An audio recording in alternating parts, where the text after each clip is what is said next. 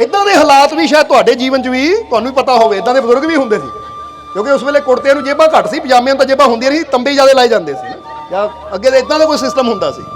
हुण दसना की चाहते हैं असीं कि जदों घर 'च सोना पिया है, पैसे पे है, ਅਸੀਂ ਉਹਦੀ ਚਾਬੀ ਸੰਭਾਲ ਕੇ ਰੱਖਦੇ ਹਾਂ ਆਪਣੇ ਕੋਲ, ਕਿਸੇ ਨੂੰ ਨਹੀਂ ਦਿੰਦੇ ਅਸੀਂ ਕਿ ਲੈ ਤੂੰ ਲੈ ਜਾ, ਤੂੰ ਲੈ ਜਾ, ਤੂੰ ਲੈ ਜਾ। ਤਾਂ ਹੁਣ ਇੱਕ ਗੱਲ ਦਾ ਜਵਾਬ ਦੇਣਾ, ਤੁਹਾਡੀਆਂ ਖੁਸ਼ੀਆਂ ਸੋਨੇ ਤੋਂ ਕੀਮਤੀ ਹੈ, ਪੈਸੇ ਤੋਂ ਕੀਮਤੀ ਹੈ? ਪੈਸਾ ਬੰਦਾ ਕਿਉਂ ਕਮਾਉਂਦਾ? ਖੁਸ਼ੀਆਂ ਵਾਸਤੇ, ਕਿ ਮੇਰੇ ਕੋਲ ਪੈਸਾ ਹੋਵੇ ਤਾਂ ਮੈਂ ਖੁਸ਼ ਹੋਵਾਂ। ਸਮਝਦੇ ਹੋ ਕਿ ਨਹੀਂ? ਸੋਨਾ ਬੰਦਾ ਕਿਉਂ, ਮੇਰੇ ਕੋਲ ਸੋਨਾ ਹੋਵੇ, ਗਹਿਣਾ ਪਾ ਕੇ ਮੈਂ ਖੁਸ਼ ਹੋਵਾਂ। ਜਾਨੀ ਕਹਿਣ ਦਾ ਮਤਲਬ ਅਸੀਂ ਜੋ ਵੀ ਕਰਦੇ ਹਾਂ ਖੁਸ਼ੀਆਂ ਵਾਸਤੇ ਕਰਦੇ ਹਾਂ। ਜੇ ਸੋਨੇ ਦੀ ਚਾਬੀ ਜਿਸ ਤਿਜੋਰੀ ਵਿੱਚ ਸੋਨਾ ਹੈ, ਉਹਦੀ ਚਾਬੀ ਜਿਸ ਤਿਜੋਰੀ 'ਚ ਪੈਸਾ ਹੈ, ਉਹਦੀ ਚਾਬੀ ਅਸੀਂ ਆਪਣੇ ਕੰਟਰੋਲ 'ਚ ਰੱਖਦੇ ਹਾਂ, ਕਿਸੇ ਨੂੰ ਨਹੀਂ ਦਿੰਦੇ, ਤਾਂ ਫਿਰ ਆਪਣੀਆਂ ਖੁਸ਼ੀਆਂ ਦੀ ਚਾਬੀ ਦੂਜਿਆਂ ਨੂੰ ਕਿਉਂ ਦਿੱਤੀ ਹੋਈ ਹੈ? ਇਹ ਤਾਂ ਸਭ ਤੋਂ ਕੀਮਤੀ ਹੈ, ਇਹਨੂੰ ਆਪਣੇ ਕੰਟਰੋਲ 'ਚ ਰੱਖੋ ਕਿ ਭਾਈ ਮੇਰੇ ਜੀਵਨ 'ਚ ਖੁਸ਼ੀਆਂ ਸਭ ਤੋਂ ਕੀਮਤੀ ਹੈ, ਸੋਨੇ ਚਾਂਦੀ ਤੋਂ ਵੀ ਕੀਮਤੀ ਹੈ। ਸਮਝਦੇ ਹੋ ਕਿ ਨਹੀਂ? ਕਿਉਂਕਿ ਜੇ ਤੁਸੀਂ ਖੁਸ਼ ਹੋ ਨਾ ਤਾਂ ਤੁਸੀਂ ਜਿੰਨਾ ਮਰਜ਼ੀ ਪੈਸਾ ਕਮਾ ਲਓ, ਸੋਨਾ ਕਮਾ ਲਓ, ਪਰ ਜੇ ਤੁਸੀਂ ਦੁਖੀ ਹੋ ਤਾਂ ਘਰ 'ਚ ਭਾਵੇਂ ਕਰੋੜ ਰੁਪਇਆ ਪਿਆ ਹੈ, ਉਹ ਵੀ ਤੁਹਾਨੂੰ ਖੁਸ਼ ਨਹੀਂ ਕਰ ਸਕਦਾ, ਕਿਉਂਕਿ ਪੈਸੇ ਨਾਲ ਸਾਧਨ ਆਉਂਦੇ ਆ, ਖੁਸ਼ੀਆਂ ਨਹੀਂ ਆਉਂਦੀਆਂ। ਇਹ ਯਾਦ ਰੱਖਣਾ ਹਮੇਸ਼ਾ। ਨਹੀਂ ਤਾਂ ਬੜੀਆਂ ਬੜੀਆਂ ਗੱਡੀਆਂ, ਬੜੀਆਂ ਬੜੀਆਂ ਕੋਠੀਆਂ ਵਾਲਿਆਂ ਨੂੰ ਦੇਖ ਲਓ, ਕੋਠੀ ਤਾਂ ਹੈ, ਗੱਡੀ ਤਾਂ ਹੈ, ਤਿਜੋਰੀ 'ਚ ਪੈਸੇ ਵੀ ਹੋਣਗੇ, ਪਰ ਸ਼ਾਂਤੀ ਨਾ ਹੋਵੇ, ਖੁਸ਼ੀ ਨਾ ਹੋਵੇ, ਤਾਂ ਕੀ ਉਹ ਪੈਸਾ ਦੇ ਦੇਗਾ?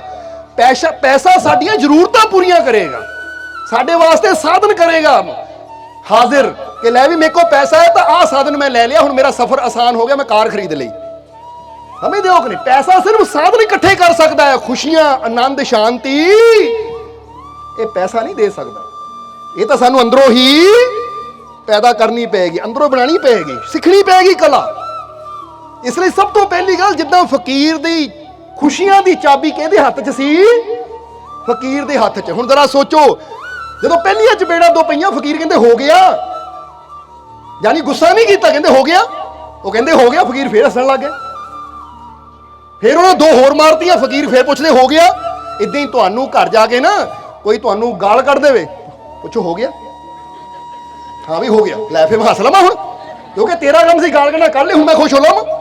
ਕੋਈ ਝਗੜਾ ਕਰੇ, ਕੋਈ ਗੁੱਸਾ ਕਰੇ, ਜਵਾਬ ਨਾ ਦੋ, ਪੁੱਛੋ ਹੋ ਗਿਆ, ਹੋਰ ਕਰਨਾ ਕਰ ਲੈ ਭਾਈ। ਕਿਉਂ ਮੈਂ ਫਿਰ ਆਪਣਾ ਕੰਮ ਕਰਨਾ ਆ। ਸਮਝ ਨਾ, ਜਿੱਦਾਂ ਤੁਸੀਂ ਕਈ ਵਾਰ ਦੇਖਦੇ ਝਾੜੂ ਫੇਰਦੇ ਫੇਰਦੇ ਕੋਈ ਆ ਜਾਵੇ, ਬੰਦਾ ਰੁਕ ਜਾਂਦਾ ਹੈ, ਇਹ ਲੰਘ ਜਾਵੇ, ਦੁਬਾਰਾ ਫਿਰ ਫੇਰਨਾ ਸ਼ੁਰੂ ਕਰ ਦੇਵਾਂ। ਇੱਦਾਂ ਹੀ ਉਹਦੇ ਵੀ ਰੁਕੋ, ਹੱਸ ਰਹੇ ਹੋ, ਖੁਸ਼ ਹੋ, ਰੁਕੋ। ਜੇ ਕੋਈ ਬੋਲਦਾ ਹੈ, ਕੋਈ ਤੁਹਾਡੇ ਨਾਲ ਨਾਰਾਜ਼ਗੀ ਜ਼ਾਹਿਰ ਕਰਦਾ, ਰੁਕੋ, ਔਰ ਜਿਸਲੇ ਬੋਲ ਹਟਿਆ ਪੁੱਛੋ ਹੋ ਗਿਆ, ਏਦਾਂ ਪੁੱਛੋ ਹੋ ਗਿਆ। ਹੁਣ ਕਹਿੰਦਾ ਹਾਂ ਹੋ ਗਿਆ, ਦੱਸੋ ਕੀ, ਹੁਣ ਹੱਸ ਲਵਾਂ ਮੈਂ, ਖੁਸ਼ ਹੋ ਲਵਾਂ ਮੈਂ, ਕਿਉਂਕਿ ਤੇਰਾ ਕੰਮ ਹੋ ਗਿਆ, ਹੁਣ ਮੈਂ ਆਪਣਾ ਕੰਮ ਕਰਾਂ, ਕਿਉਂਕਿ ਮੈਂ ਫੈਸਲਾ ਕੀਤਾ ਹੈ ਹੱਸਣ ਦਾ, ਮੁਸਕਰਾਉਣ ਦਾ, ਖੁਸ਼ ਹੋਣ ਦਾ। ਸੋ ਅੱਜ ਫੈਸਲਾ ਕਰੋ ਪਹਿਲਾਂ, ਮੈਂ ਬੋਲੋ, ਸਮਝਦੇ ਹੋ ਕਿ ਨਹੀਂ? ਇਸ ਲਈ ਐਵੇਂ ਨਾ ਦੂਜੇ ਨੂੰ ਕਹਿੰਦੇ ਹੋ ਮੇਰਾ ਬੇਟਾ ਕਹਿਣਾ ਨਹੀਂ ਮੰਨਦਾ ਤਾਂ ਮੈਂ ਦੁਖੀ ਹਾਂ, ਮੇਰੀ ਉਹ ਬਹੂ ਮੇਰਾ ਕਹਿਣਾ ਨਹੀਂ ਮੰਨਦੀ ਤਾਂ ਦੁਖੀ, ਮੇਰੀ ਸੱਸ ਨਹੀਂ ਚੰਗੀ ਤਾਂ ਮੈਂ ਦੁਖੀ ਹਾਂ। ਭਾਈ ਠੀਕ ਆ, ਸੱਸ ਨਹੀਂ ਚੰਗੀ, ਬਹੂ ਨਹੀਂ ਚੰਗੀ, ਬੇਟਾ ਨਹੀਂ ਚੰਗਾ, ਆਪ ਤਾਂ ਚੰਗਾ ਬਣ ਤੂੰ। ਸਮਝਦੇ ਹੋ ਕਿ ਨਹੀਂ? ਆਪ ਚੰਗੇ ਬਣਨ ਦੀ ਕੋਸ਼ਿਸ਼ ਨਹੀਂ ਕਰਨੀ ਤਾਂ ਇਲਜ਼ਾਮ ਦੂਜਿਆਂ ਨੂੰ ਦੇਈ ਜਾਣਾ। ਸਮਝਦੇ ਹੋ? ਇਸ ਕਰਕੇ ਆਪ ਚੰਗੇ ਬਣੀਏ, ਕਿਉਂਕਿ ਖੁਸ਼ੀਆਂ ਤੁਹਾਡੇ ਕੋਲ ਹੀ ਹੈ। ਇਹ ਹਾਲਾਤ ਕੀ ਹੁੰਦੀ ਹੈ, ਇੱਕ ਵਾਰ ਰਾਮਲੂ ਆਇਆ ਨਾ, ਮਾਲਕਾਂ ਦਾ ਬਹੁਤ ਪੁਰਾਣਾ ਸੇਵਾਦਾਰ ਹੈ, ਇੱਕ ਵਾਰ ਆਇਆ, ਉਹ ਲਾਈਨ 'ਚ ਲੱਗਾ, ਮੱਥਾ ਟੇਕਣ ਲੱਗੇ, ਉਹਨੇ ਆਪਣੀਆਂ ਐਨਕਾਂ ਇਦਾਂ ਕਰ ਲਈਆਂ, ਐਨਕਾਂ ਇੱਥੇ ਰੱਖ ਲਈਆਂ ਸਿਰ ਤੇ, ਮੱਥਾ ਟੇਕਣ ਤੋਂ ਬਾਅਦ ਐਂ ਕਰ ਲੱਗ ਪਿਆ। ਇਹ ਕਹ ਰਾਮਲੂ ਕੀ ਲੱਭਦਾ ਪਿਆ? ਕਹਿੰਦੀ ਐਨਕਾਂ ਕਿਤੇ ਰੱਖਦੀਆਂ ਮੈਂ ਇੱਥੇ। ਉਹ ਕਹਿੰਦਾ ਤੇਰੇ ਉੱਪਰ ਇੱਥੇ ਐਨਕਾਂ। ਉਹਨੇ ਜਦੋਂ ਦੇਖਿਆ ਹੱਸਣ ਲੱਗ ਪਿਆ, ਕਹਿੰਦਾ ਮਾਲਕੋ ਦੱਸੋ ਮੈਂ ਥੱਲੇ ਲੱਭੀ ਜਾਂਦਾ? ਇਹ ਕਿ ਤੇਰਾ ਹੀ ਕਸੂਰ ਨਹੀਂ ਹੈ, ਹਰ ਇਨਸਾਨ ਦੇ ਅੰਦਰ ਇੱਥੇ ਹੀ ਖੁਸ਼ੀਆਂ ਹੈ, ਕਿਉਂਕਿ ਇੱਥੇ ਹੀ ਹੈ ਪਰਮਾਤਮਾ, ਪਰ ਬੰਦਾ ਲੱਭੀ ਐ ਜਾਂਦਾ ਬਾਹਰ। ਇਹੀ ਇਨਸਾਨ ਦੇ ਦੁੱਖ ਦਾ ਕਾਰਨ ਹੈ। ਕੋਈ ਮੰਦਰਾਂ, ਕੋਈ ਮਸਜਿਦਾਂ, ਕੋਈ ਦੇਖਿਆ ਹੈ ਜੰਗਲਾਂ 'ਚ, ਕੋਈ ਪਹਾੜਾਂ 'ਚ, ਕੋਈ ਕਿਤੇ, ਕੋਈ ਤੀਰਥਾਂ ਤੇ, ਕੋਈ ਹਜ ਕਰਨ, ਕੀ ਲੱਭ ਰਿਹਾ? ਪਰਮਾਤਮਾ ਲੱਭ ਰਿਹਾ, ਖੁਸ਼ੀਆਂ ਲੱਭ ਰਿਹਾ। ਉਹ ਭਾਈ ਖੁਸ਼ੀਆਂ ਇੱਥੇ ਹੈ, ਆਪਣੇ ਦਿਮਾਗ ਨੂੰ, ਆਪਣੀ ਸੋਚ ਨੂੰ, ਇਹਨੂੰ ਸਹੀ ਕਰ ਲੈ ਤਾਂ ਸਾਰੀਆਂ ਖੁਸ਼ੀਆਂ ਇੱਥੇ ਹੀ ਹੈ। ਸਮਝ ਆ ਰਹੀ ਸਾਡੀ ਗੱਲ? ਅੱਜ ਬੰਦੇ ਵੀ ਤਾਂ ਇਹੀ ਦੁੱਖ ਦਾ ਕਾਰਨ ਹੈ ਬੰਦੇ ਦੇ, ਕਿਉਂਕਿ ਇਹਨੂੰ ਸੈੱਟ ਨਹੀਂ ਕਰਨਾ, ਆਪਣੀ ਸੋਚ ਨੂੰ ਸਹੀ ਨਹੀਂ ਕਰਨਾ, ਆਪਣੇ ਮਾਈਂਡ ਨੂੰ ਸੈੱਟ ਨਹੀਂ ਕਰਨਾ, ਤਾਂ ਕਹਿਣਾ ਮੈਨੂੰ ਖੁਸ਼ੀ ਨਹੀਂ ਮਿਲਦੀ, ਮੈਨੂੰ ਆਨੰਦ ਨਹੀਂ ਮਿਲਦਾ। ਹੁਣ ਚਾਬੀਆਂ ਦੂਜੇ ਦੇ ਹੱਥ ਦਿੱਤੀਆਂ ਤਾਂ ਜਦੋਂ ਦੂਜੇ ਨੂੰ ਪਤਾ ਲੱਗਣਾ ਹੈ ਨਾ, ਇਹਨਾਂ ਆਪਣੀ ਤਿਜੋਰੀ ਦੀ ਚਾਬੀ ਮੈਨੂੰ ਦੇਤੀ, ਹੁਣ ਲੈ ਕੇ ਦੌੜ ਜਾਵਾਂ ਮੈਂ, ਤਾਂ ਕਿ ਸਾਰੀ ਜ਼ਿੰਦਗੀ ਦੁਖੀ ਰਵੇ। ਇਹੀ ਹਾਲ ਹੁੰਦਾ ਹੈ, ਇਹੀ ਹਾਲ ਬੰਦੇ ਦਾ ਵੀ ਹੁੰਦਾ ਹੈ। ਕਿਉਂਕਿ ਜਦੋਂ ਅਸੀਂ ਕਹਿ ਦਿੰਦੇ ਹਾਂ ਉਹ ਮੇਰੀਆਂ ਖੁਸ਼ੀਆਂ ਇਹਦੇ ਹੱਥ 'ਚ, ਤੇ ਅਸੀਂ ਉਹਦੇ ਗੁਲਾਮ ਹੋ ਗਏ। ਹੁਣ ਉਹਦੇ ਗੁਲਾਮ ਹੋ ਗਏ ਕਿ ਜਦੋਂ ਚਾਹਵੇ ਸਾਨੂੰ ਖੁਸ਼ੀ ਦੇਵੇ, ਜਦੋਂ ਚਾਹਵੇ ਸਾਨੂੰ ਗਮੀ ਦੇਵੇ। ਜਿੱਦਾਂ ਇੱਕ ਬੰਦੇ ਨੂੰ ਕੋਠੜੀ 'ਚ ਬੰਦ ਕਰ ਦਿੱਤਾ ਜਾਂਦਾ ਨਾ, ਤਾਂ ਉਹ ਗੁਲਾਮ ਹੋ ਗਿਆ ਕਿ ਜਦੋਂ ਚਾਹਵੇ ਦਰਵਾਜ਼ਾ ਖੋਲ ਕੇ ਮਾਲਿਕ ਜਾਵੇ, ਉਹਨੂੰ ਖਾਣ ਨੂੰ ਦੇਵੇ, ਤਾਂ ਚਾਹੇ ਦਰਵਾਜ਼ਾ ਬੰਦ ਕਰ ਦੇਵੇ। ਅੱਜ ਇਹੀ ਹਾਲਤ, ਬੰਦਾ ਵੀ ਦੇਸ਼ ਨੂੰ ਆਜ਼ਾਦ ਹੋਇਆ ਬਹੁਤ ਸਾਲ ਹੋ ਗਏ, ਪਰ ਬੰਦਾ ਅੱਜ ਵੀ ਕੈਦ ਵਿੱਚ ਹੀ ਬੈਠਾ ਹੈ, ਗਮਾਂ ਦੀ, ਦੁੱਖਾਂ ਤਕਲੀਫਾਂ ਦੀ, ਕਿਉਂਕਿ ਇਹਨਾਂ ਚਾਬੀ ਆਪਣੀ ਦੂਜਿਆਂ ਨੂੰ ਦਿੱਤੀ ਹੋਈ ਹੈ। ਇਹ ਸਭ ਤੋਂ ਪਹਿਲਾਂ ਆਪਣੀ ਚਾਬੀ ਆਪਣੇ ਕੰਟਰੋਲ 'ਚ ਕਰੋ। ਅੱਜ ਤੋਂ ਇਹ ਸੋਚੋ ਕਿ ਮੇਰੀ ਖੁਸ਼ੀਆਂ ਦੀ ਚਾਬੀ ਕਿਹਦੇ ਕੋਲ ਹੈ? ਮੇਰੇ ਕੋਲ ਹੈ। ਜਦੋਂ ਲੱਗੇ ਕੋਈ ਪਰੇਸ਼ਾਨੀ ਵਾਲੀ ਗੱਲ, ਦੁੱਖ ਵਾਲੀ ਗੱਲ, ਤਾਂ ਫਿਰ ਅੱਛਾ ਹੋ ਗਈ। ਫਰਜ਼ ਕਰੋ ਗੱਡੀ ਲੈ ਕੇ ਜਾ ਰਹੇ ਹੋ, ਗੱਡੀ ਠੁੱਕ ਗਈ, ਹੁਣ ਤੁਸੀਂ ਕੁਝ ਨਹੀਂ ਕਰ ਸਕਦੇ। ਸੋਚੋ ਹੋ ਗਈ, ਹੁਣ ਮੈਂ ਆਪਣਾ ਕੰਮ ਕਰ ਲਵਾਂ, ਸਮਾਈਲ ਕਰ ਲਵਾਂ, ਹੱਸ ਲਵਾਂ, ਕਿਉਂਕਿ ਹੋਣ ਵਾਲਾ ਕੰਮ ਤਾਂ ਹੋ ਗਿਆ। ਇਹਨੂੰ ਤਾਂ ਹੁਣ ਮੈਂ ਠੀਕ ਨਹੀਂ ਕਰ ਸਕਦਾ, ਪਰ ਜੋ ਮੈਂ ਕਰ ਸਕਦਾ ਉਹ ਤਾਂ ਹੈ, ਮੈਂ ਹੱਸ ਤਾਂ ਸਕਦਾ ਨਾ, ਮੁਸਕਰਾ ਤਾਂ ਸਕਦਾ ਨਾ। ਔਰ ਜਦੋਂ ਤੁਸੀਂ ਮੁਸਕਰਾਣਾ ਸ਼ੁਰੂ ਕਰ ਦਿੱਤਾ, ਹੱਸਣਾ ਸ਼ੁਰੂ ਕਰ ਦਿੱਤਾ, ਤਾਂ ਤੁਹਾਡੀਆਂ ਟੈਨਸ਼ਨਾਂ, क्योंकि आधे दुश्मनों को तो मैं यूं ही हरा देता हूं। कहते अद्धे दुश्मनों को तो मैं उदा ही हरा दिंदा है। किदां? लड़के नहीं, मुकाबला करके नहीं, आधे दुश्मनों को तो मैं यूं ही हरा देता हूं, हर बात पे हर हाल में जब मुस्कुरा देता हूं। जरा गौर कर, क्योंकि दुश्मन का मकसद की हुंदा? तुहानू दुख देना। हुण फर्ज करो दो टीमां खेड रही है, दो पहलवान लड़ रहे हैं, एक हार गया और एक जित गया। जितने वाला हस रहा है, पर जे हारन वाला भी हसना शुरू कर दे ना, जितने वाली खुशी खत्म हो जाती। कहते लै इन तो फर्क ही कोई नहीं पिया। कदी करके देखो इदां, लड़ाई में जितो ना, हस के जितने वाले भी तुसी हरा सकते हो अपनी स्माइल दे नाल, हसन दे नाल, क्योंकि अगले दी भी खुशी घट जाएगी। लै मैं तैनूं हराया सी, सोचिया सी अफसोस करेगा, दुखी होएगा, पर ये तो मेरे तो भी ज्यादा खुश है। समझते हो कि नहीं? कभी देखिया ना तुसी, कई फिल्मों में भी ये सीन दिखाया जाता है कि एक बंदा कुछ बुरा करके हसदा है, फर्ज करो हाथ गन है, वो गन लैके हसदा है, तो जो बैठने वाला जो उच्ची उच्ची हसना शुरू करे, वो घबरा जाता है। ये क्यों हस रहा है? मेरे हाथ तो गन है, मैं हसा ठीक है, ये क्यों हस रहा है? उन्हें टेंशन पै जाती है, हालांकि अगले को कुछ भी ना हो, पर टेंशन इधर पै गई। ये हस रहा तो मतलब कोई राज है, ये मेरे तो भी बड़ी कोई शक्ति है। उत्थे बंदा घबरा जाता है। ਜਦੋਂ ਤੁਸੀਂ ਰੋਣਾ ਸ਼ੁਰੂ ਕਰ ਦਿੰਦੇ ਹੋ, ਹਾਏ ਹਾਏ ਕਰਨੀ ਸ਼ੁਰੂ ਕਰ ਦਿੰਦੇ ਹੋ, ਤਾਂ ਯਾਦ ਰੱਖੋ ਮੁਸੀਬਤਾਂ ਹੋਰ ਬੜੀਆਂ ਲੱਗਦੀਆਂ ਹੈ, ਪਰ ਜਦੋਂ ਮੁਸੀਬਤ ਨੂੰ ਦੇਖ ਕੇ ਤੁਸੀਂ ਹੱਸਣਾ ਸ਼ੁਰੂ ਕਰ ਦਿੰਦੇ ਹੋ ਨਾ, ਤਾਂ ਮੁਸੀਬਤ ਡਰ ਜਾਂਦੀ ਹੈ। ਉਹ ਭਾਈ ਮੈਂ ਤਾਂ ਇਹਨੂੰ ਰਵਾਉਣ ਆਈ ਸੀ, ਇਹਨੂੰ ਡਰਾਉਣ ਆਈ ਸੀ, ਇਹ ਹੱਸ ਰਿਹਾ ਹੈ, ਇਹਦਾ ਮਤਲਬ ਇਹਦੇ ਕੋਲ ਮੇਰੇ ਤੋਂ ਵੀ ਬੜੀ ਕੋਈ ਸ਼ਕਤੀ ਹੈ, ਜਿਹਦੇ ਭਰੋਸੇ ਤੇ ਹੱਸ ਰਿਹਾ ਹੈ। ਫਿਰ ਕਹਿ ਦਿਓ ਉਸ ਵੇਲੇ ਮੁਸੀਬਤ ਨੂੰ ਕਿ ਜਬ ਮੇਰਾ ਮਾਲਿਕ ਮੇਰੇ ਸਾਥ ਹੈ ਤਾਂ ਡਰਨੇ ਕੀ ਕਿਆ, ਮੈਂ ਆਪਣੇ ਮਾਲਿਕ ਦੇ ਭਰੋਸੇ ਤੇ ਬੈਠਾ ਹਾਂ, क्योंकि मेरा मालिक मेरे नाल है, ते तो मैं क्यों डरा। हसो, मुस्कुराओ, क्योंकि यही तो परमात्मा नूं पाण दी कला है। समझदे हो कि नहीं तुसीं? इसलिए पहला पॉइंट नोट करना कि अज तो you have the power to make choice. तुहाडे हथ ताकत है कि तुसीं चॉइस कर सकते हो, चुन सकते हो कि मैं गुस्सा करना है या नहीं करना, मैं नशा करना है या नहीं करना, मैं कितने बजे सोना है, मैं कितने बजे जागना है, मैं की खाना है, मैं की पाना है, मैं एक्सरसाइज करनी है या नहीं करनी। ये चॉइस तुसी कर सकते हो, क्योंकि तुहानू रब ने ताकत दी हुई है। किसी होर जानवर पशु पंछी को ताकत नहीं है। सब तो बड़ा गुण तो तुहाडे अंदर यही है कि तुसी चॉइस कर सकते हो। इसलिए अज ये चॉइस करो कि अज मैं ये चॉइस करदा, चुनदा हाँ कि मैं अच्छा देखना है, अच्छा सोचना है, अच्छा बोलना है और अच्छा करना है। ये चॉइस करो की करना है। अच्छा देखना है, अच्छा सुनना है, अच्छा बोलना है, अच्छा करना है। ये मैं चॉइस करदा, चुनाव करदा मैं। हुण जदों चुनाव कर लिया तो फिर वो चीज़ ते कायम रहने की कोशिश करनी है। समझते हो कि नहीं? इसलिए आज ये पॉइंट नुकता याद रखना कि जदों किते भी जाओ, कुछ भी बुरा होवे तो उसलिए अपने आप को हो गया। जे मन कहे ना हाय बड़ी टेंशन हो गई, आ घाटा पै गया, नुकसान हो गया, तो मन को हो गई, तेरी चिंता हो गई, यानी सोच लिया, मैं अंदरों देखो आ जाना, हाँ हो गया, हुण मैं हस लवां क्योंकि होने वाला तो हो गया।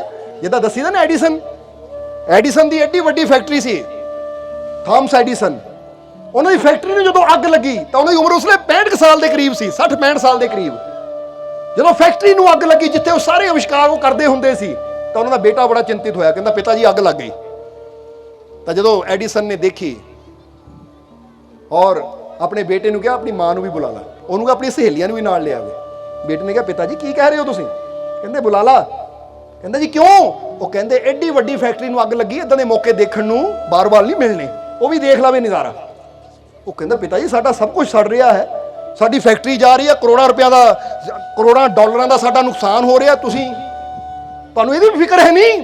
ਤਾਂ ਉਸ ਲਈ ਐਡੀਸਨ ਕਹਿੰਦੇ ਨੁਕਸਾਨ ਕੋਈ ਨਹੀਂ ਹੋਇਆ ਬੇਟਾ, ਜਦੋਂ ਮੈਂ ਪੈਦਾ ਹੋਇਆ ਸੀ ਉਦੋਂ ਸਿਰਫ ਇਹ ਸਰੀਰ ਸੀ ਮੇਰੇ ਕੋਲ ਔਰ ਇਹ ਦਿਮਾਗ ਸੀ, ਇਹ ਸਾਧਨ ਤਾਂ ਮੇਰੀ ਮਿਹਨਤ ਨੇ, ਮੇਰੇ ਦਿਮਾਗ ਨੇ ਬਾਅਦ ਚੋਂ ਇਕੱਠੇ ਕੀਤੇ। ਔਰ ਅੱਜ ਜੇ ਫੈਕਟਰੀ ਸੜ ਰਹੀ ਹੈ, ਅਵਿਸ਼ਕਾਰ ਸੜ ਰਹੇ ਹੈ, ਤਾਂ ਕੋਈ ਗੱਲ ਨਹੀਂ ਹੈ, ਅਵਿਸ਼ਕਾਰਾਂ ਨੂੰ ਬਣਾਉਣ ਵਾਲਾ ਇਹ ਦਿਮਾਗ ਔਰ ਮੈਂ ਤਾਂ ਤੰਦਰੁਸਤ ਹਾਂ ਨਾ। ਕਿਉਂਕਿ ਸਭ ਤੋਂ ਬੜਾ ਨੁਕਸਾਨ ਤਾਂ ਉਦੋਂ ਹੁੰਦਾ ਜਦੋਂ ਬੰਦੇ ਨੂੰ ਕੁਝ ਹੋਵੇ, ਪੈਸਾ ਗਿਆ ਦੁਬਾਰਾ ਆ ਜਾਂਦਾ। ਇਹਨੂੰ ਕਹਿੰਦੇ ਪੋਜ਼ਿਟਿਵ ਥਿੰਕਿੰਗ, ਅੱਛੀ ਸੋਚ।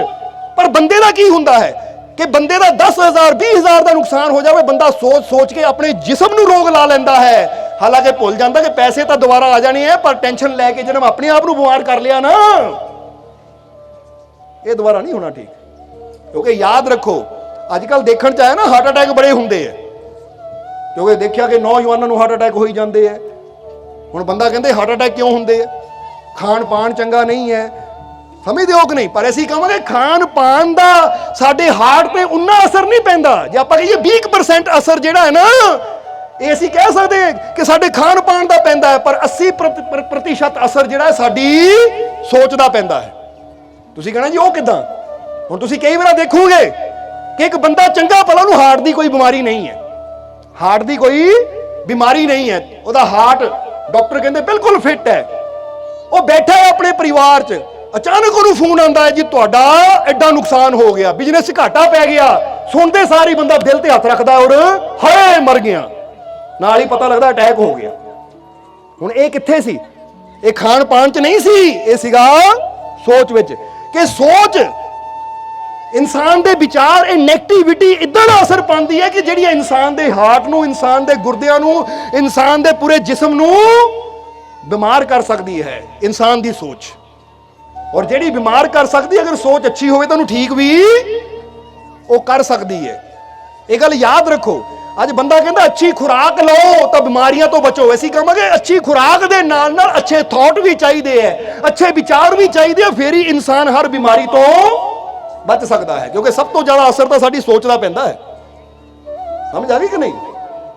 ਇਸ ਲਈ ਜਿੱਦਾਂ ਬੰਦਾ ਖਾਣਾ ਸੋਚ ਸਮਝ ਕੇ ਖਾਂਦਾ ਹੈ ਨਾ, ਕਿ ਮੈਨੂੰ ਹਾਰਟ ਦੀ ਪ੍ਰੋਬਲਮ ਹੈ, ਮੈਂ ਤਲੀ ਚੀਜ਼ ਜ਼ਿਆਦਾ ਨਹੀਂ ਖਾਣੀ, ਆਹ ਚੀਜ਼ ਜ਼ਿਆਦਾ ਨਹੀਂ ਖਾਣੀ, ਇਸੇ ਤਰ੍ਹਾਂ ਇਹ ਵੀ ਯਾਦ ਰੱਖਿਆ ਕਰੋ ਕਿ ਜਿੱਦਾਂ ਖਾਣ ਦੀ ਅਸੀਂ ਫਿਕਰ ਕਰਦੇ ਹਾਂ, ਆਹ ਚੀਜ਼ ਲੈਣੀ ਹੈ, ਆਹ ਚੀਜ਼ ਨਹੀਂ ਲੈਣੀ, ਇਦਾਂ ਹੀ ਆਪਣੀ ਸੋਚ ਦੇ ਵੀ ਧਿਆਨ ਰੱਖਿਆ ਕਰੋ ਕਿ ਮੈਂ ਆਹ ਚੀਜ਼ ਆਪਣੇ ਅੰਦਰ ਜਾਣ ਦੇਣੀ, ਆਹ ਨਹੀਂ ਜਾਣ ਦੇਣੀ, ਆਹ ਮੈਂ ਸੁਣਨਾ ਹੈ, ਆਹ ਸੋਚਣਾ ਹੈ, ਆਹ ਸਮਝਣਾ ਹੈ, ਤਾਂ ਆਹ ਨਹੀਂ ਸਮਝਣਾ। ਜਦੋਂ ਸੋਚਣ ਦੀ ਕਲਾ ਬੰਦੇ ਨੂੰ ਆ ਜਾਵੇ ਨਾ, ਆਹ ਬੁਰੀ ਗੱਲ ਹੈ, ਇਹਨੂੰ ਆਪਣੇ ਅੰਦਰ ਨਹੀਂ ਜਾਣ ਦੇਣਾ। ਹੋ ਗਈ? ਠੀਕ ਹੈ। ਹੁਣ ਮੈਂ ਮੁਸਕਰਾਵਾਂ, ਹੱਸਾਂ, ਖੁਸ਼ ਰਵਾਂ। ਅਗਰ ਤੁਸੀਂ ਮੈਡੀਟੇਸ਼ਨ ਕਰਨਾ ਸਿੱਖ ਜਾਓ, ਧਿਆਨ ਕਰਨਾ ਸਿੱਖ ਜਾਓ, ਸੰਤਾਂ ਦੀ ਸੰਗਤ ਵਿੱਚ ਬਹਿ ਕੇ ਸੋਚਣ ਦੀ ਕਲਾ ਸਿੱਖ ਜਾਓ, ਤਾਂ ਤੁਹਾਡਾ ਇਹ ਜੀਵਨ ਕਈ ਬਿਮਾਰੀਆਂ ਤੋਂ, ਕਈ ਰੋਗਾਂ ਤੋਂ, ਕਈ ਤਕਲੀਫਾਂ ਤੋਂ ਤੁਹਾਨੂੰ ਛੁਟਕਾਰਾ ਹੋ ਸਕਦਾ, ਬਚ ਸਕਦਾ ਹੈ ਤੁਹਾਡਾ ਜੀਵਨ। ਕਿਉਂਕਿ ਸਭ ਤੋਂ ਜ਼ਿਆਦਾ ਅਸਰ ਤਾਂ ਸਾਡੀ ਸੋਚ ਦਾ ਪੈਂਦਾ ਹੈ। ਸਮਝ ਆ ਗਈ ਕਿ ਨਹੀਂ? ਇਸ ਲਈ ਅੱਜ ਤੋਂ ਇਹ ਚੀਜ਼ ਦਾ ਧਿਆਨ ਰੱਖਣਾ ਹੈ ਕਿ ਅਸੀਂ ਆਪਣੀ ਖੁਸ਼ੀਆਂ ਦੀ ਚਾਬੀ ਇਹਦੇ ਹੱਥ 'ਚ ਦੇਣੀ ਹੈ, ਆਪਣੇ ਹੱਥ 'ਚ ਰੱਖਣੀ ਹੈ। ਕਿ ਮੈਂ ਚੁਆਇਸ ਕਰਦਾ ਹੈ, ਕਿ ਮੇਰੇ ਕੋਲ ਪਾਵਰ ਹੈ ਚੁਆਇਸ ਕਰਨ ਦੀ, ਕਿ ਮੈਂ ਅੱਛਾ ਵੀ ਕਰ ਸਕਦਾ, ਬੁਰਾ ਵੀ ਕਰ ਸਕਦਾ। ਔਰ ਜੇ ਮੈਨੂੰ ਰੱਬ ਨੇ ਚੁਆਇਸ ਦਿੱਤੀ ਹੈ ਤਾਂ ਮੈਂ ਹਮੇਸ਼ਾ ਇਹਦਾ ਆਪਣੇ ਵਾਸਤੇ ਸਹੀ ਉਪਯੋਗ ਕਰਾਂ, ਸਹੀ ਉਪਯੋਗ ਕਰਾਂ। ਕਿਉਂਕਿ ਬੰਦੇ ਨੂੰ ਪਤਾ ਹੈ ਕਿ ਸਿਮਰਨ ਤੇ ਬੈਠਣਾ ਚੰਗਾ ਹੈ ਜਾਂ ਬੁਰੀ ਸੰਗਤ ਵਿੱਚ ਬੈਠਣਾ ਮਾੜਾ ਹੈ। ਚੁਆਇਸ ਕਰੋ ਮੈਂ ਕੀ ਕਰਨਾ ਹੈ। ਅਗਰ ਮੈਂ ਜੀਵਨ ਨੂੰ ਖੁਸ਼ੀਆਂ ਨਾਲ ਬਣਾਉਣਾ, ਭਰਨਾ ਚਾਹੁੰਦਾ ਹਾਂ, ਤਾਂ ਫਿਰ ਮੈਂ ਉਹੀ ਕੰਮ ਕਰਨੇ ਆ ਜਿਹਨਾਂ ਮੇਰੇ ਜੀਵਨ 'ਚ ਖੁਸ਼ੀ ਆਵੇ, ਮੇਰੇ ਜੀਵਨ 'ਚ ਆਨੰਦ ਆਵੇ। ਬੋਲੋ, ਸਮਝਦੇ ਹੋ ਕਿ ਨਹੀਂ? ਔਰ ਜਿਸ ਤਰ੍ਹਾਂ ਹੁਣ ਸਮਾਂ ਵੀ ਕਾਫੀ ਹੋ ਰਿਹਾ, ਇਸ ਲਈ ਲਾਸਟ ਬਚਨ ਦੀ ਤਰਫ ਚਲੀਏ ਕਿ ਜਿਸ ਤਰ੍ਹਾਂ ਅਸੀਂ ਦੱਸਿਆ ਕਿ ਸੋਚ ਦਾ ਸਾਡੇ ਜੀਵਨ ਤੇ ਬੜਾ ਅਸਰ ਪੈਂਦਾ ਹੈ, ਪ੍ਰਭਾਵ ਪੈਂਦਾ ਹੈ ਸੋਚ ਦਾ ਸਾਡੇ ਜੀਵਨ ਤੇ। ਇੱਕ ਨਾ ਬੱਚੀ, ਲੜਕੀ ਜਿਹਦੀ ਉਮਰ 11 ਸਾਲ ਦੀ ਸੀ, ਉਹਦਾ ਨਾਮ ਸੀ ਚੈਰਲ ਪ੍ਰੀਵਿਟੀ। ਚੈਰਲ, ਅਮਰੀਕਾ ਦੀ ਘਟਨਾ ਹੈ, ਸੱਚੀ ਘਟਨਾ ਹੈ ਜੋ ਦੱਸਣ ਲੱਗਿਆ ਤੁਹਾਨੂੰ। ਕਿ ਜਦੋਂ ਉਹਦੀ ਉਮਰ 11 ਸਾਲ ਦੀ ਸੀ, ਇੱਕ ਹਾਦਸਾ ਹੋਇਆ, ਐਕਸੀਡੈਂਟ ਹੋਇਆ, ਔਰ ਇੱਕ ਗੱਡੀ ਦੇ ਟਾਇਰ ਉਹਦੀ ਲੱਤ ਤੋਂ ਜੀ ਗੁਜ਼ਰ ਗਏ। ਉਹਦੀ ਲੱਤ ਪੂਰੀ ਤਰ੍ਹਾਂ ਇੱਕ ਕੁਚਲੀ ਗਈ ਔਰ ਉਹਦਾ ਫੇਸ ਵੀ ਝੁਲਸ ਗਿਆ ਥੋੜਾ ਜਿਹਾ ਉਸ ਹਾਦਸੇ ਦੇ ਵਿੱਚ। ਹੁਣ ਉਹ ਬੱਚੀ ਚੈਰਲ ਜਿਹਦਾ ਨਾਮ ਸੀ, 11 ਸਾਲ ਦੀ ਉਮਰ 'ਚ ਉਹਨਾਂ ਹਾਦਸਾ ਹੋਇਆ ਕਿ ਲੱਤ ਉੱਪਰ ਦੀ ਗੱਡੀ ਗੁਜ਼ਰ ਗਈ ਔਰ ਲੱਤ ਇੰਨੀ ਕੁਚਲੀ ਗਈ ਕਿ ਜਦੋਂ ਹਸਪੀਟਲ ਲਗਾਏ ਤਾਂ ਡਾਕਟਰਾਂ ਨੇ ਜਦੋਂ ਉਹਦੀ ਲੱਤ ਦੀ ਸਟਿਚਿੰਗ ਕੀਤੀ, ਆਪਰੇਸ਼ਨ ਕਰਕੇ, ਤਾਂ 100 ਦੇ ਕਰੀਬ ਟਾਂਕੇ ਲੱਗੇ ਇੱਕ ਲੱਤ ਨੂੰ, 100 ਦੇ ਕਰੀਬ। ਚਿਹਰਾ ਵੀ ਝੁਲਸ ਗਿਆ ਸੀ ਇੱਕ ਪਾਸਿਓਂ। ਇਲਾਜ ਚੱਲਿਆ, ਪੱਟੀਆਂ ਹੋਈਆਂ, ਪਲਾਸਟਰ ਵਗੈਰਾ ਕੀਤੇ ਗਏ ਜ਼ਖਮ ਭਰਨ ਤੋਂ ਬਾਅਦ ਲੱਤ ਨੂੰ ਸਿੱਧਾ ਕਰਨ ਵਾਸਤੇ, ਹੱਡੀ ਨੂੰ ਜੋੜਨ ਵਾਸਤੇ, ਯਾਨੀ ਕਾਫੀ ਸਮਾਂ ਉਹਦਾ ਇਲਾਜ ਚੱਲਦਾ ਰਿਹਾ। ਔਰ ਜਦੋਂ ਉਹਦਾ ਇਲਾਜ ਹੌਲੀ ਹੌਲੀ ਕੰਪਲੀਟ ਹੋਇਆ, ਆਪਣੇ ਪੈਰਾਂ ਤੇ ਖੜੀ ਹੋਈ ਬੱਚੀ, ਤਾਂ ਕੀ ਹੋਇਆ ਕਿ ਇੰਨੇ ਮਹੀਨਿਆਂ ਦੇ ਇਲਾਜ ਤੋਂ ਬਾਅਦ ਉਹਦੀ ਜਿਹੜੀ ਉਹ ਲੱਤ ਸੀ, ਦੂਜੀ ਲੱਤ ਨਾਲੋਂ 2 ਇੰਚ ਛੋਟੀ ਸੀ, ਕਿਉਂਕਿ ਦੂਜੀ ਲੱਤ ਵੱਧ ਗਈ। ਜਿੱਦਾਂ ਹੁਣ ਬੱਚਾ ਵੱਧਦਾ ਹੀ ਹੈ ਨਾ, 11 ਸਾਲ ਦਾ ਬੱਚਾ ਉਹਨਾਂ ਕੀ ਥੋੜੀ ਰਹਿਣਾ ਹੈ। ਹੁਣ ਇਲਾਜ ਜੇ 2 ਸਾਲ ਚੱਲਿਆ ਤਾਂ 2 ਸਾਲ 'ਚ ਇੱਕ ਲੱਤ ਵੱਧ ਗਈ, ਕਿਉਂਕਿ ਕੁਦਰਤ ਨੇ ਉਹਨੂੰ ਵਧਾਇਆ, ਤਾਂ ਦੂਜੀ ਉੱਥੇ ਰਹਿ ਗਈ। ਤਾਂ ਹੀ ਤਾਂ ਬੱਚਾ ਰੋਜ਼ ਤੁਸੀਂ ਦੇਖਦੇ ਹੋ ਕਿ ਕੁਛ ਨਾ ਕੁਛ ਉਹਦੇ ਅੰਦਰ ਬਦਲਾਅ ਆਉਂਦਾ ਹੈ। ਕਹਿੰਦੇ ਜਦੋਂ ਆਪਣੇ ਪੈਰ ਤੇ ਖੜੀ ਦੂਜੀ, ਜਿਹੜੇ ਐਕਸੀਡੈਂਟ ਹੋਇਆ ਸੀ, ਲੱਤ 2 ਇੰਚ ਛੋਟੀ, ਤਾਂ ਬੜੀ ਪਰੇਸ਼ਾਨ, ਤੁਰਨ ਵਿੱਚ ਬੜੀ ਪਰੇਸ਼ਾਨੀ ਆਣੀ, ਲੰਗੜਾ ਕੇ ਤੁਰਨਾ ਉਹਨੇ। ਤਾਂ ਉਹਦੇ ਬਾਪ ਦੀ ਆਪਣਾ ਇੱਕ ਸਟੋਰ ਸੀ, ਜਿੱਦਾਂ ਹੁੰਦਾ ਨਾ ਸਟੋਰ, ਜਿੱਦਾਂ ਮੋਰ ਸਟੋਰ ਅੱਜ ਕੱਲ੍ਹ ਦੇਖਦੇ ਹੋ ਤੁਸੀਂ, ਜਦੋਂ ਕਰਿਆਨੇ ਦਾ, ਦੁੱਧ ਦਾ, ਹਰ ਚੀਜ਼ ਦਾ ਸਮਾਨ ਲੈ ਲੈਂਦੇ ਹਾਂ ਅਸੀਂ। ਉਹਦੇ ਬਾਪ ਦਾ ਸਟੋਰ ਸੀ। ਹੁਣ ਬੱਚੀ ਠੀਕ ਹੋ ਚੁੱਕੀ ਹੈ, ਯਾਨੀ ਜ਼ਖਮ ਭਰ ਚੁੱਕੇ ਹੈ, ਪਰ ਲੱਤ ਹਾਲੇ ਵੀ ਛੋਟੀ ਹੈ ਔਰ ਚਿਹਰੇ ਤੇ ਥੋੜੇ ਦਾਗ ਹੈ। ਜ਼ਖਮ ਤਾਂ ਠੀਕ ਹੋ ਗਏ, ਜੋ ਝੁਲਸਿਆ ਸੀ ਠੀਕ ਹੋ ਗਏ, ਪਰ ਥੋੜੇ ਜਿਹੇ ਦਾਗ ਹੈ। ਹੁਣ ਉਹਦੀ ਉਮਰ 14-15 ਸਾਲ ਦੇ ਕਰੀਬ ਜਦੋਂ ਹੋ ਚੁੱਕੀ ਹੈ, ਤੇ ਇੱਕ ਦਿਨ ਆਪਣੇ ਬਾਪ ਦੇ ਸਟੋਰ ਤੇ ਬੈਠੀ ਹੈ, ਤਾਂ ਉੱਥੇ ਨਾ ਇੱਕ ਦੁੱਧ ਵਾਲਾ ਆਂਦਾ ਸੀ, ਜਿਹੜਾ ਉਹਨਾਂ ਦੇ ਸਟੋਰ ਨੂੰ ਦੁੱਧ ਸਪਲਾਈ ਕਰਦਾ ਸੀ। ਉਹ ਬੜਾ ਸਿਆਣਾ ਸੀ, ਉਹ ਰੱਬ ਨੂੰ ਬੜਾ ਮੰਨਣ ਵਾਲਾ ਸੀ, ਰੱਬ ਨੂੰ ਬੜਾ ਮੰਨਣ ਵਾਲਾ ਸੀ, ਬੜਾ ਸਿਆਣਾ ਸੀ। ਸਿਆਣਾ ਮਤਲਬ ਮਤ ਨੂੰ ਲੈ ਕੇ ਸਿਆਣਾ ਸੀ, ਅਕਲ ਨੂੰ ਲੈ ਕੇ ਸਿਆਣਾ ਸੀ। ਹੁਣ ਕਹਿੰਦੇ ਹੈ ਕਿ ਉਹ ਦੁੱਧ ਵਾਲਾ ਜਦੋਂ ਆਇਆ ਤਾਂ ਉਸ ਦਿਨ ਚੈਰਿਲ ਆਪਣੇ ਪਿਤਾ ਦੇ ਨਾਲ ਸਟੋਰ ਵਿੱਚ ਹੀ ਆਈ ਹੋਈ ਸੀ, ਕਿਉਂਕਿ ਬਾਪ ਨੇ ਸੋਚਿਆ ਇੰਨੇ ਮਹੀਨੇ ਘਰ ਰਹੀ ਹੈ, ਹਸਪੀਟਲਾਂ 'ਚ ਰਹੀ ਹੈ, ਹੁਣ ਥੋੜਾ ਆਪਣੇ ਨਾਲ ਕੰਮ ਤੇ ਲੈ ਜਾਵਾਂ, ਬੱਚੇ ਦਾ ਧਿਆਨ ਇੱਧਰ ਉੱਧਰ ਜਾਂਦਾ ਹੈ। ਅੱਜ ਉਹ ਬੈਠੀ ਹੈ ਚੇਅਰ ਤੇ, ਕੁਰਸੀ ਤੇ ਬੈਠੀ ਹੈ, ਦੁੱਧ ਵਾਲਾ ਆਇਆ ਦੁੱਧ ਦੀ ਸਪਲਾਈ ਕਰਨ, ਤਾਂ ਦੇਖਦਾ ਦੇਖਦਾ ਬੱਚੀ ਕੋ ਚਲਾ ਗਿਆ, ਕਿਉਂਕਿ ਉਹਨੂੰ ਵੀ ਪਤਾ ਸੀ, ਪੁਰਾਣਾ ਰਿਸ਼ਤਾ ਸੀ ਉਹ ਦੁਕਾਨ ਦੇ ਨਾਲ, ਕਿ ਬੱਚੀ ਦਾ ਐਕਸੀਡੈਂਟ ਹੋਇਆ, ਅੱਜ ਇਹ ਦੁਕਾਨ ਤੇ ਇੰਨੇ ਸਮੇਂ ਬਾਅਦ ਆਈ ਹੈ। ਦੁੱਧ ਵਾਲਾ ਨੂੰ ਮਿਲਣ ਗਿਆ ਚੈਰਿਲ ਨੂੰ। ਜਦੋਂ ਮਿਲਣ ਗਿਆ ਤਾਂ ਦੇਖਿਆ ਬੜੀ ਉਦਾਸ ਬੈਠੀ ਹੈ। ਤਾਂ ਉਹਨੇ ਦੁੱਧ ਵਾਲੇ ਨੇ, ਜੋ ਕਿ ਬੜਾ ਪਰਮਾਤਮਾ ਤੇ ਵਿਸ਼ਵਾਸ ਕਰਨ ਵਾਲਾ ਸੀ, ਯਕੀਨ ਕਰਨ ਵਾਲਾ ਸੀ, ਉਹਨਾਂ ਦੇ ਸਿਰ ਤੇ ਹੱਥ ਫੇਰਿਆ ਔਰ ਕਹਿੰਦੇ, ਚੈਰਿਲ ਕੀ ਗੱਲ ਹੋਈ ਬੇਟਾ, ਉਦਾਸ ਕਿਉਂ ਹੈ? ਤਾਂ ਉਹਦੀ ਅੱਖਾਂ 'ਚ ਪਾਣੀ ਸੀ।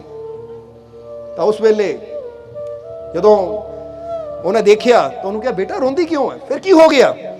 ਇਦਾਂ ਦੇ ਹਾਦਸੇ ਜੀਵਨ 'ਚ ਹੁੰਦੇ ਰਹਿੰਦੇ ਆ, ਪਰ ਦੇਖ ਤੂੰ ਗੋਡ ਦਾ ਥੈਂਕ ਯੂ ਕਰ, ਗੋਡ ਦਾ ਥੈਂਕਸ ਕਰ, ਗੋਡ ਨੂੰ, ਪਰਮਾਤਮਾ ਨੂੰ ਥੈਂਕ ਯੂ ਕਹਿ ਕਿ ਉਹਨਾਂ ਤੇਰੀ ਜਾਨ ਬਚਾ ਲਈ ਬੇਟਾ, ਨਹੀਂ ਤਾਂ ਐਡੇ ਵੱਡੇ ਹਾਦਸੇ ਤੋਂ ਕੋਈ ਬਚ ਸਕਦਾ ਹੀ ਨਹੀਂ ਹੈ, ਪਰ ਤੂੰ ਬਚ ਗਈ ਹੈ।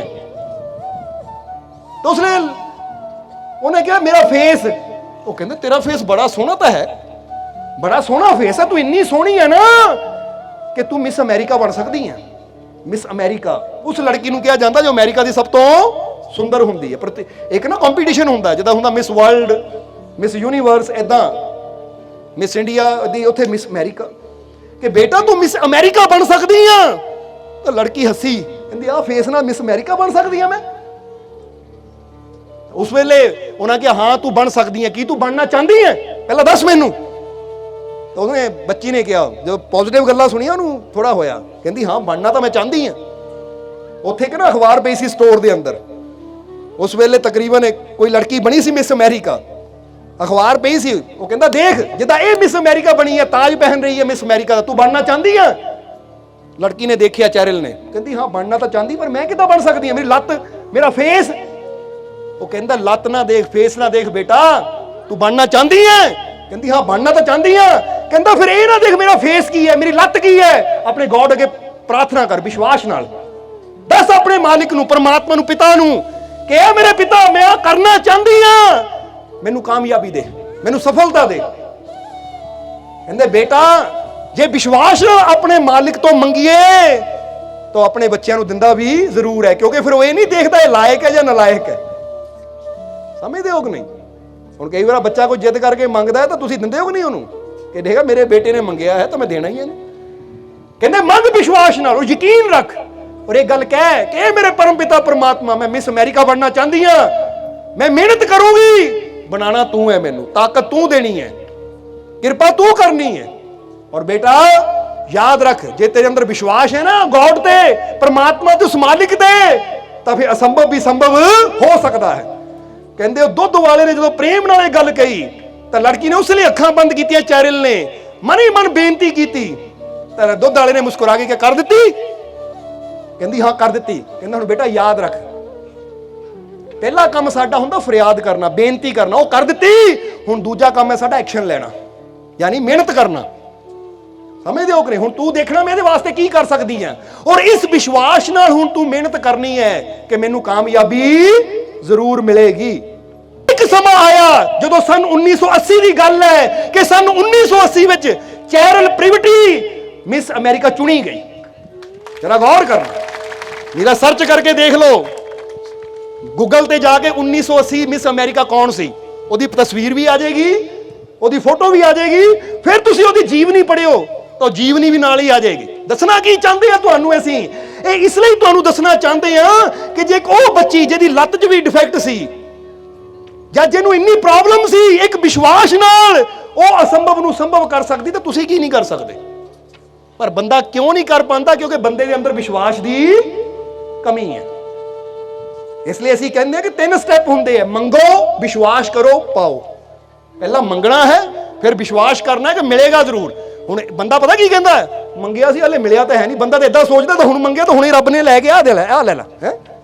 ਇਹ ਵਿਸ਼ਵਾਸ ਰੱਖਣਾ ਪੈਂਦਾ ਹੈ ਕਿ ਜੇ ਮੈਂ ਕਾਮਯਾਬ ਹੋਣਾ ਤਾਂ ਮੈਨੂੰ ਯਕੀਨ ਹੈ ਕਿ ਮੇਰਾ ਰੱਬ ਇੱਕ ਦਿਨ ਮੈਨੂੰ ਕਾਮਯਾਬ ਜ਼ਰੂਰ ਕਰੇਗਾ।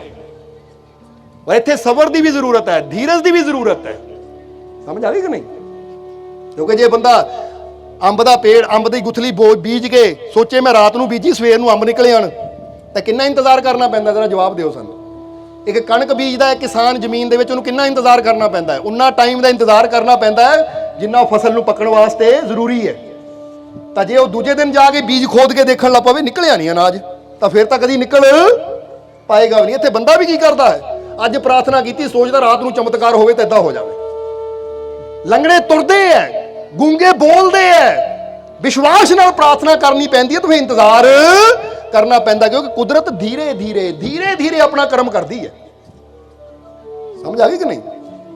ਅੱਜ ਟਾਈਮ ਲੰਬਾ ਚਲਾ ਗਿਆ, ਨਹੀਂ ਤਾਂ ਰੈਸਪੀ ਅੱਧੀ ਰਹਿ ਗਈ ਫਿਰ। ਚਲੋ ਕੋਈ ਨਹੀਂ, ਹੁਣ ਟਾਈਮ ਕਾਫੀ ਹੋ ਗਿਆ ਹੈ, ਇਸ ਲਈ ਹੁਣ ਸਤਸੰਗ ਨੂੰ ਸਮਾਪਤੀ ਤਰਫ ਲੈ ਕੇ ਚੱਲੀਏ। ਇਹ ਯਾਦ ਰੱਖਿਓ, ਰੈਸਪੀ ਵਿੱਚ ਪੰਜ ਚੀਜ਼ਾਂ ਹੋਰ ਹੈ। ਇਹ ਵੀਰਵਾਰ ਦੇ ਸਤਸੰਗ ਦੀ ਕੰਪਲੀਟ ਕਰਾਂਗੇ ਫਿਰ। ਸਮਝਦੇ ਹੋ ਕਿ ਨਹੀਂ? ਨਹੀਂ ਤਾਂ ਇੱਥੇ 11 ਵੱਜ ਜਾਣੇ ਫਿਰ।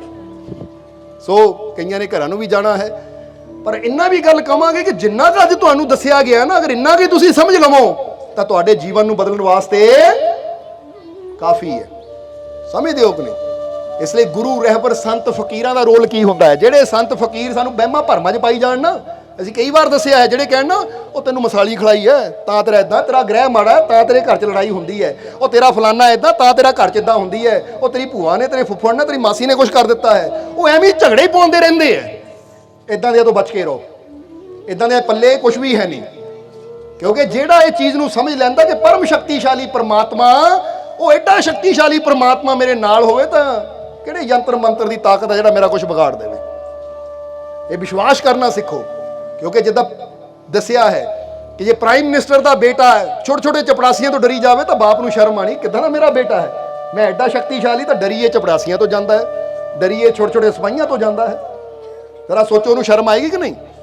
ਅੱਜ ਤੁਸੀਂ ਵੀ ਜਦੋਂ ਛੋਟੇ ਛੋਟੇ ਦੁੱਖਾਂ ਤੋਂ ਡਰ ਜਾਂਦੇ ਹੋ ਨਾ, ਛੋਟੀ ਛੋਟੀਆਂ ਪਰੇਸ਼ਾਨੀਆਂ ਤੋਂ ਡਰ ਜਾਂਦੇ ਹੋ, ਤਾਂ ਰੱਬ ਵੀ ਕਹਿੰਦਾ ਹੋਇਆ ਕਿੱਥੇ ਮੈਂ ਇਹਨੂੰ ਪੜਾਇਆ ਹੈ, ਐਡੀ ਵੱਡੀ ਤਾਕਤ ਇਹਦੇ ਅੰਦਰ ਹੈ, ਤਾਂ ਛੋਟੀ ਛੋਟੀਆਂ ਪਰੇਸ਼ਾਨੀਆਂ ਤੋਂ ਡਰੀ ਜਾਂਦਾ ਹੈ, ਛੋਟੇ ਛੋਟੇ ਦੁੱਖਾਂ ਤੋਂ ਡਰੀ ਜਾਂਦਾ। ਇਹਨੂੰ ਤਾਂ ਕਹਿਣਾ ਚਾਹੀਦਾ ਹੈ ਸੀਨਾ ਤਾਣ ਕੇ ਕਿ ਮੈਂ ਕਿਸੇ ਦੁੱਖ ਤੋਂ ਨਹੀਂ ਡਰਦਾ, ਮੈਂ ਕਿਸੇ ਪਰੇਸ਼ਾਨੀ ਤੋਂ ਨਹੀਂ ਡਰਦਾ, ਮੈਂ ਹਰ ਦੁੱਖ ਦਾ, ਹਰ ਪਰੇਸ਼ਾਨੀ ਦਾ ਸਾਹਮਣਾ ਕਰਨ ਨੂੰ ਤਿਆਰ ਹਾਂ, ਕਿਉਂਕਿ ਮੇਰਾ ਮਾਲਿਕ ਮੇਰੇ। ਜਦੋਂ ਇਹ ਵਿਸ਼ਵਾਸ ਹੁੰਦਾ ਨਾ ਤਾਂ ਇਨਸਾਨ ਫਿਰ ਪਰਵਾਹ ਨਹੀਂ ਕਰਦਾ ਕਿ ਉਹਦੇ ਰਸਤੇ 'ਚ ਕਿਹੜੀ ਪਰੇਸ਼ਾਨੀ, ਕਿਹੜੀ ਤਕਲੀਫ, ਕਿਹੜਾ ਦੁੱਖ ਹੈ। ਉਹ ਕਹਿੰਦਾ ਦੁੱਖ ਜਿੰਨਾ ਮਰਜ਼ੀ ਬੜਾ ਹੋਵੇ ਪਰ ਮੇਰੇ ਮਾਲਿਕ ਦੀ ਰਹਿਮਤ ਤੋਂ ਬੜਾ ਨਹੀਂ ਹੋ ਸਕਦਾ, ਮੇਰੇ ਰੱਬ ਦੀਆਂ ਰਹਿਮਤਾਂ ਤੋਂ ਬੜਾ ਕੋਈ ਦੁੱਖ ਨਹੀਂ ਹੋ ਸਕਦਾ। ਇਸ ਲਈ ਵਹਿਮਾਂ ਭਰਮਾਂ ਨੂੰ ਛੱਡੋ, ਆਪਣੇ ਰੱਬ ਤੇ ਯਕੀਨ ਕਰਨਾ ਸ਼ੁਰੂ ਕਰੋ। ਔਰ ਇਹ ਸੋਚੋ ਕਿ ਜੇ ਇੱਕ 13-14 ਸਾਲ ਦੀ ਬੱਚੀ ਚੈਰਿਲ 2 ਸ਼ਬਦ ਕਹਿੰਦੇ ਹੈ, 2 ਬੋਲ ਪ੍ਰੇਮ ਦੇ, 2 ਬੋਲ ਵਿਸ਼ਵਾਸ ਦੇ ਇਨਸਾਨ ਦੀ ਜ਼ਿੰਦਗੀ ਨੂੰ ਬਦਲ ਦਿੰਦੇ ਹੈ।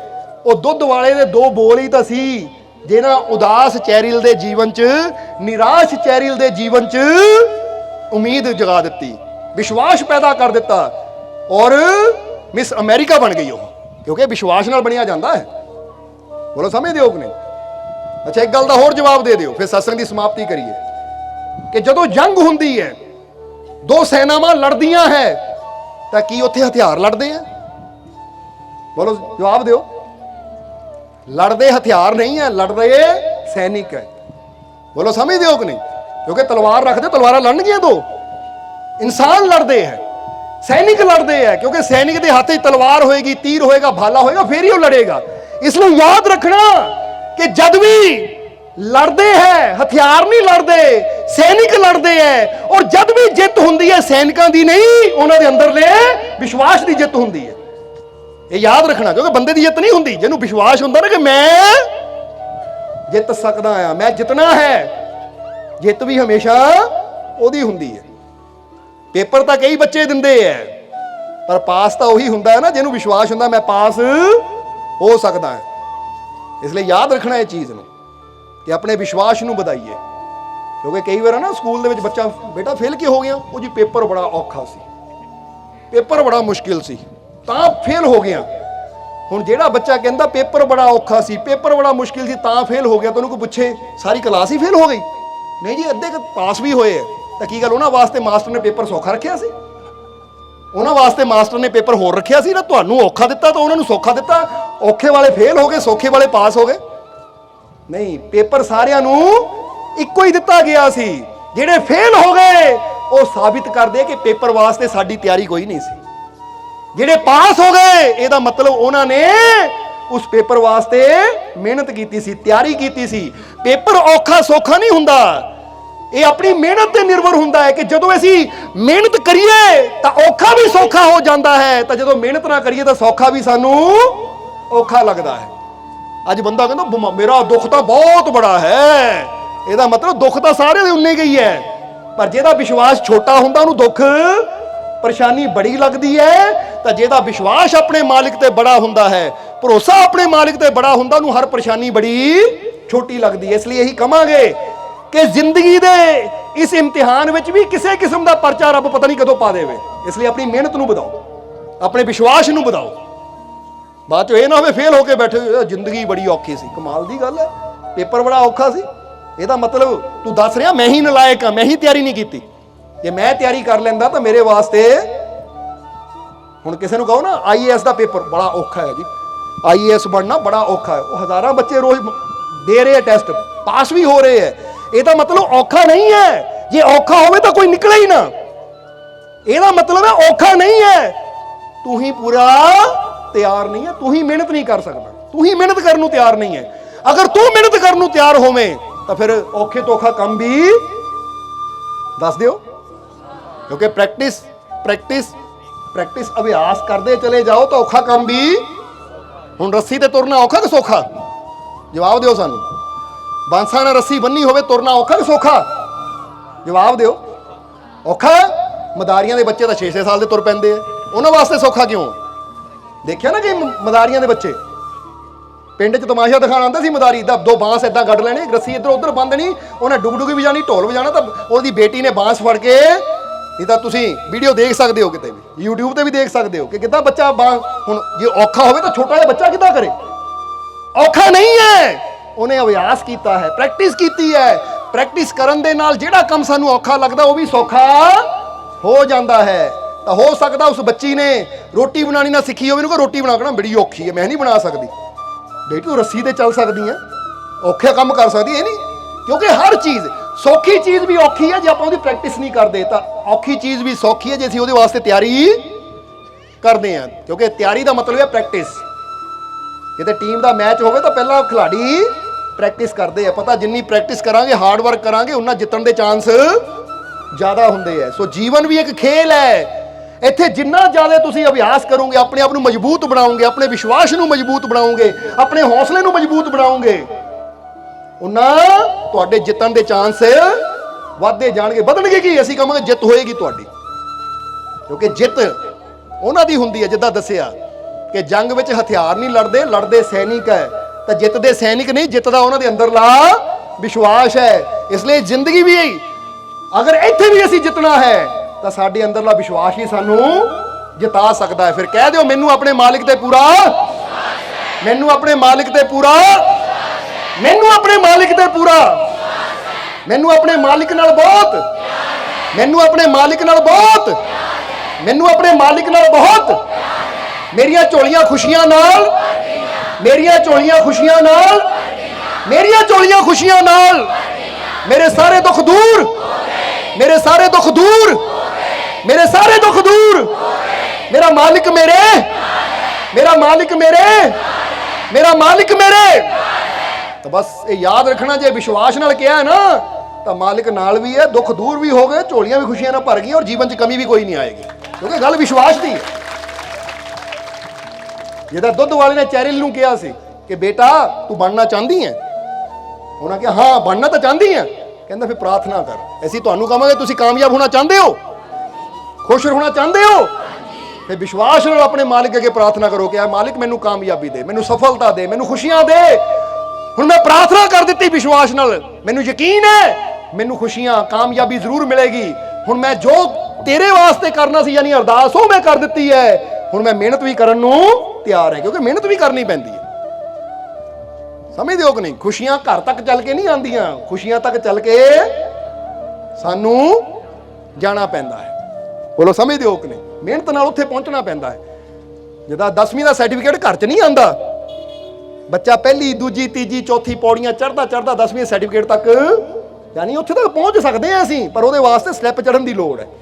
ਸਮਝਦੇ ਹੋ ਕਿ ਨਹੀਂ? ਇਦਾਂ ਹੀ ਖੁਸ਼ੀਆਂ ਕਾਮਯਾਬੀ ਤੱਕ ਪਹੁੰਚ ਸਕਦੇ ਹਾਂ, ਉਹਦੇ ਵਾਸਤੇ ਸਾਨੂੰ ਆਪਣੇ ਮਾਲਿਕ ਦੇ ਵਿਸ਼ਵਾਸ ਦੀ ਲੋੜ ਹੈ। ਇਸ ਲਈ ਕੁਝ ਮੈਡੀਟੇਸ਼ਨ ਦੀਆਂ ਵਿਧੀਆਂ ਹੁੰਦੀਆਂ, ਧਿਆਨ ਦੀਆਂ ਵਿਧੀਆਂ ਹੁੰਦੀਆਂ, ਸੰਤਾਂ ਦੀ ਸੰਗਤ ਵਿੱਚ ਆ ਕੇ ਬੰਦਾ ਉਹ ਰਹਿਮਤਾਂ ਲੈ ਲੈਂਦਾ ਹੈ ਜਿਹਦੇ ਨਾਲ ਉਹਦਾ ਜੀਵਨ ਬਦਲ ਜਾਂਦਾ ਹੈ। ਇਸ ਲਈ ਸਤਸੰਗ 'ਚ ਆਉਂਦੇ ਰਿਹਾ ਕਰੋ, ਸਤਸੰਗ 'ਚ ਬੈਠਦੇ ਰਿਹਾ ਕਰੋ, ਕਿਉਂਕਿ ਸਤਸੰਗ ਹੀ ਉਹ ਜਗ੍ਹਾ ਹੈ ਜਿੱਥੇ ਸਾਨੂੰ ਖੁਸ਼ੀਆਂ ਦੀ ਕਲਾ ਸਿਖਾਈ ਜਾਂਦੀ। ਜਿੱਦਾਂ ਦੱਸਿਆ ਨਾ, ਰੋਟੀ ਬਣਾਉਣਾ, ਬੱਚੇ ਨੂੰ ਤੁਰਨਾ ਫਿਰਨਾ ਖਾਣਾ ਪੀਣਾ ਸਿਖਾਇਆ ਜਾਂਦਾ ਹੈ, ਕਿਉਂਕਿ ਜਿਹੜਾ ਬੱਚਾ ਸਿੱਖ ਲਏਗਾ ਕਾਮਯਾਬ ਹੋ ਜਾਏਗਾ। ਇਸੇ ਤਰ੍ਹਾਂ ਖੁਸ਼ੀਆਂ ਦੀ ਵੀ ਕਲਾ ਸਿੱਖਣੀ ਪੈਂਦੀ ਹੈ, ਔਰ ਅੱਜ ਪਹਿਲੀ ਕਲਾਸ ਹੈ। ਇੱਦਾਂ ਹੀ ਤੁਸੀਂ ਅਗਰ ਕਲਾਸ ਵਿੱਚ ਆਉਂਦੇ ਰਹੋਗੇ ਤਾਂ ਜਲਦੀ ਖੁਸ਼ੀਆਂ ਦੀ ਡਿਗਰੀ, ਤੰਦਰੁਸਤੀ ਦੀ ਡਿਗਰੀ, ਉਹਦੀਆਂ ਰਹਿਮਤਾਂ ਦੀ ਆਨੰਦ ਦੀ ਡਿਗਰੀ ਤੁਹਾਨੂੰ ਮਿਲ ਵੀ ਜਾਏਗੀ। ਇਸ ਲਈ ਸਤਸੰਗ ਨਾਲ ਜੁੜੇ ਰਹੋ। ਸਮਝਦੇ ਹੋ ਕਿ ਨਹੀਂ? ਜੇ ਸਰੀਰਕ ਤੌਰ ਤੇ ਨਹੀਂ ਬੰਦਾ ਆ ਸਕਦਾ ਤਾਂ ਘਰ ਬੈਠਾ ਬੰਦਾ ਸਰਬ ਸਾਂਝਾ ਦਰਬਾਰ YouTube ਤੇ ਸਰਚ ਕਰੇ ਤਾਂ ਘਰ ਬੈਠਾ ਹੀ YouTube ਤੇ, ਜਿੱਥੇ ਮੋਬਾਈਲ ਦੇ ਵਿੱਚ ਬੰਦਾ ਹੋਰ ਕਈ ਕੁਝ ਦੇਖਣ ਲੱਗਾ ਰਹਿੰਦਾ, ਉੱਥੇ ਸਤਸੰਗ ਸੁਣੇ ਤਾਂ ਬੰਦੇ ਨੂੰ ਉਹ ਪੋਜ਼ਿਟਿਵਿਟੀ ਮਿਲਦੀ ਹੈ, ਬੰਦੇ ਨੂੰ ਉਹ ਵਿਚਾਰ ਮਿਲਦੇ ਹੈ ਕਿ ਬੰਦੇ ਦੇ ਡਰ, ਬੰਦੇ ਦੇ ਵਹਿਮ, ਬੰਦੇ ਦੇ ਭਰਮ ਸਾਰੇ ਉਦਾਂ ਹੀ ਦੂਰ ਹੋ ਜਾਂਦੇ ਆ। ਸਮਝਦੇ ਹੋ ਕਿ ਨਹੀਂ? ਕਿਉਂਕਿ ਜੇ ਬੰਦਾ ਕਹੇ ਚੱਲ ਕੇ ਨਹੀਂ ਮੈਂ ਜਾ ਸਕਦਾ ਤਾਂ ਮੈਂ ਘਰ ਬੈਠਾ ਮੋਬਾਈਲ ਦੇ ਉੱਪਰ ਜਾਂ ਟੀਵੀ ਉੱਪਰ ਹੀ YouTube ਤੇ ਸਤਸੰਗ ਸੁਣ ਸਕਦਾ, ਕਿਉਂਕਿ ਪੋਜ਼ਿਟਿਵ ਸੁਣੋ, ਅੱਛਾ ਸੁਣੋ, ਤਾਂ ਕਿ ਸਾਡੇ ਜੀਵਨ 'ਚ ਜੈਸਾ ਅੰਦਰ ਜਾਏਗਾ, ਕਿਉਂਕਿ ਬਰਤਨ 'ਚ ਜੋ ਡਾਲੋਗੇ ਉਹੀ ਬਾਹਰ ਨਿਕਲੇਗਾ। ਇਹ ਦਿਮਾਗ ਵੀ, ਇਹ ਜੀਵਨ ਵੀ ਬਰਤਨ ਦੀ ਤਰ੍ਹਾਂ, ਜੋ ਇਹਦੇ ਅੰਦਰ ਜਾਣਾ ਬਾਹਰ ਵੀ ਅਗਰ ਬੁਰੇ ਵਿਚਾਰ ਜਾਣਗੇ ਤਾਂ ਜੀਵਨ ਬੁਰਾ ਹੀ ਬਣੇਗਾ। ਹੁਣ ਗਾਲਾਂ ਸੁਣਾਂਗੇ ਤਾਂ ਜ਼ੁਬਾਨ ਤੋਂ ਕੀ ਨਿਕਲਣੀਆਂ, ਤਾਂ ਜੇ ਅੱਛੇ ਸ਼ਬਦ ਸੁਣਾਂਗੇ ਤਾਂ ਜ਼ੁਬਾਨ ਤੋਂ ਕੀ ਨਿਕਲੇਗਾ। ਕਈ ਵਾਰ ਤੁਸੀਂ ਦੇਖਦੇ ਹੋ ਨਾ, ਗੱਡੀ 'ਚ ਜਾਂ ਘਰ ਦੇ ਵਿੱਚ ਗਾਣਾ ਤੁਸੀਂ ਸੁਣਦੇ ਹੋ, ਚਾਹੇ ਪੰਜਾਬੀ ਹੋਵੇ ਹਿੰਦੀ ਹੋਵੇ। ਹੁਣ ਘਰ ਦੇ ਵਿੱਚ ਸੁਣਿਆ, ਗੱਡੀ 'ਚ ਸੁਣਿਆ, ਉਹ ਸੁਣਿਆ, ਪਰ ਤੁਸੀਂ ਗੱਡੀ 'ਚੋਂ ਬਾਹਰ ਨਿਕਲਦੇ ਹੋ, ਘਰ ਤੋਂ ਬਾਹਰ ਨਿਕਲਦੇ ਹੋ, ਤੁਹਾਡੀ ਜ਼ੁਬਾਨ ਤੇ ਉਹ ਬੋਲ ਚੱਲਦੇ ਹੁੰਦੇ, ਗਾਉਂਦੇ ਹੁੰਦੇ ਕੋ ਨਹੀਂ ਤੁਸੀਂ, ਚਾਹੇ ਸ਼ਬਦ ਹੋਵੇ, ਕਵਾਲੀ ਹੋਵੇ, ਯਾਨੀ ਜੋ ਬੰਦਾ ਸੁਣਦਾ ਹੈ ਜ਼ੁਬਾਨ ਤੇ ਆ ਵੀ ਉਹੀ ਜਾਂਦਾ ਹੈ। ਇਸ ਲਈ ਜੇ ਆਪਾਂ ਚਾਹੁੰਦੇ ਜ਼ੁਬਾਨ ਤੋਂ ਮਿੱਠਾ ਨਿਕਲੇ ਤਾਂ ਮਿੱਠਾ ਸੁਣੋ, ਅੱਛਾ ਸੁਣੋ, ਫਿਰ ਜੀਵਨ ਅੱਛਾ ਬਣੇਗਾ। ਸੋ ਅੱਜ ਤੋਂ ਵਾਅਦਾ ਕਰੋ ਆਪਣੇ ਨਾਲ, ਜਿੱਦਾਂ ਹੀ ਪਹਿਲਾਂ ਦੱਸਿਆ ਕਿ ਮੈਂ ਅੱਛਾ ਸੁਣਨਾ ਹੈ, ਮੈਂ ਅੱਛਾ ਕਰਨਾ ਹੈ। ਫਿਰ ਤੁਸੀਂ ਦੇਖੋ ਜਦੋਂ ਇਹ ਸਾਰੀਆਂ ਚੀਜ਼ਾਂ ਅੱਛੀਆਂ ਹੋ ਗਈਆਂ, ਤੁਹਾਡਾ ਜੀਵਨ ਆਪੇ ਹੀ।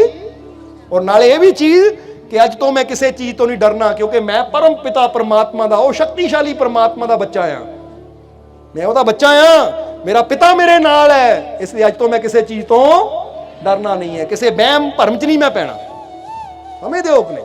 ਇਸ ਲਈ ਵਹਿਮਾਂ ਭਰਮਾਂ ਨੂੰ ਛੱਡੀਏ ਔਰ ਆਪਣੇ ਮਾਲਿਕ ਤੇ ਵਿਸ਼ਵਾਸ ਕਰਨਾ ਸ਼ੁਰੂ ਕਰੀਏ, ਆਪਣੇ ਮਾਲਿਕ ਤੇ ਯਕੀਨ ਕਰਨਾ ਸ਼ੁਰੂ ਕਰੀਏ, ਕਿਉਂਕਿ ਜਿਨ੍ਹਾਂ ਅੰਦਰ ਵਿਸ਼ਵਾਸ ਹੈ ਵੇ ਖੁਸ਼ੀਆਂ ਉਹਨਾਂ ਦੇ ਜੀਵਨ 'ਚ ਆ ਜਾਂਦੀਆਂ ਹੈ। ਫਿਰ ਇੱਕ ਵਾਰ ਯਾਦ ਦਿਲਾਵਾਂਗੇ ਕਿ ਜੇ ਚੈਰਿਲ ਵਿਸ਼ਵਾਸ ਦੇ ਨਾਲ ਅਸੰਭਵ ਨੂੰ ਸੰਭਵ ਕਰ ਸਕਦੀ ਹੈ, ਯਾਨੀ ਉਹਨੂੰ ਉਹ ਮੰਜ਼ਿਲ ਮਿਲ ਸਕਦੀ ਹੈ ਜਿੱਥੇ ਤੱਕ ਉਹਨਾਂ ਸੋਚਦੀ ਸੀ ਹੋ ਹੀ ਨਹੀਂ ਸਕਦਾ।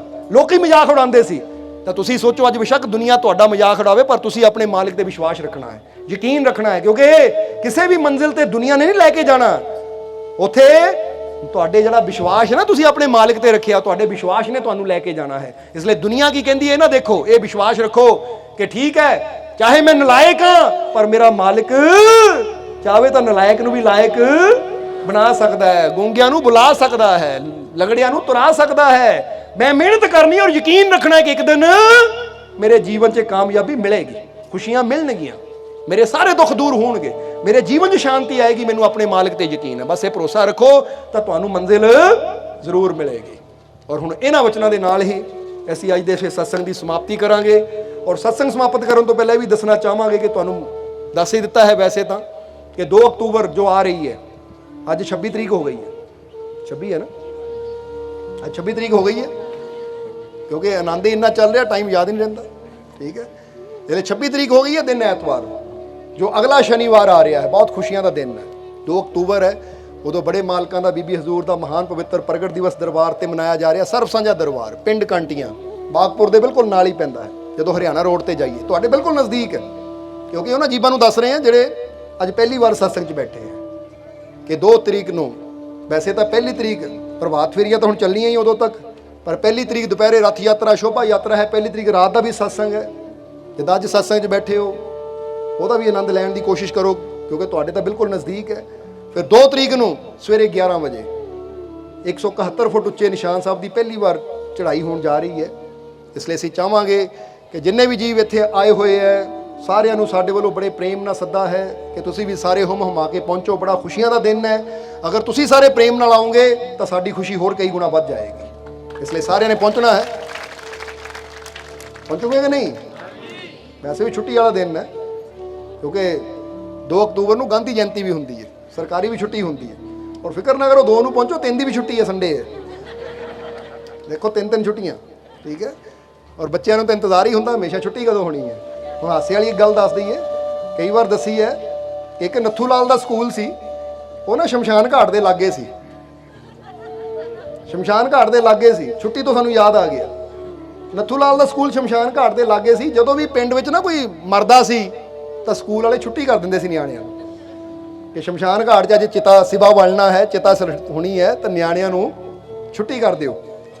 ਹੁਣ ਨਿਆਣਿਆਂ ਨੂੰ पता लग गया ਜਦੋਂ कोई मरदा है तो स्कूल 'ਚ छुट्टी होंदी है।